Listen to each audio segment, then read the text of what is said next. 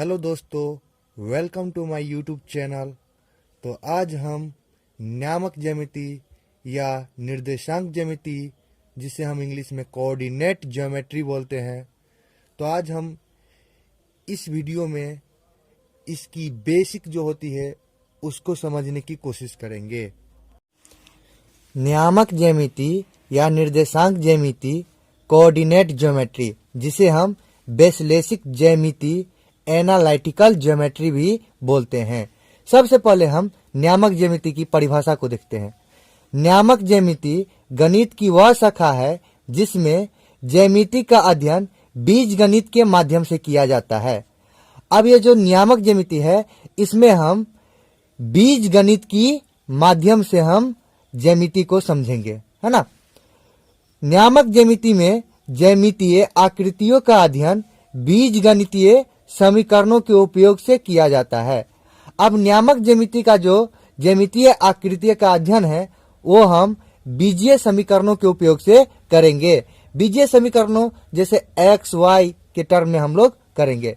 सबसे पहले हम इसकी इतिहास को देखते हैं कि इसका जन्मदाता है कौन। तो फ्रांसीसी दार्शनिक तथा गणितज्ञ रेने देकार्ते को नियामक ज्यामिति का जन्मदाता माना जाता है। नियामक ज्यामिति संख्या रेखा यानी कि नंबर लाइन बहुत महत्वपूर्ण है इस नियामक ज्यामिति को समझने के लिए। सबसे पहले हम संख्या रेखा की डिफिनेशन को देखते हैं।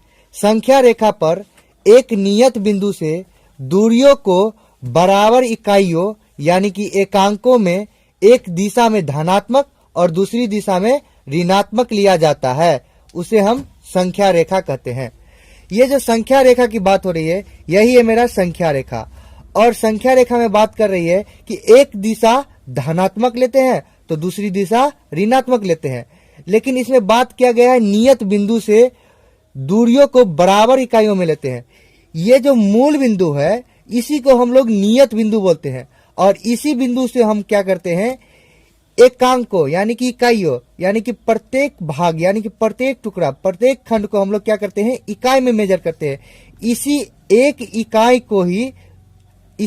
इकाई दूरी को ही हम क्या करते हैं, मेजर करते हैं हर एक जगह, और सेम टू सेम लेते हैं।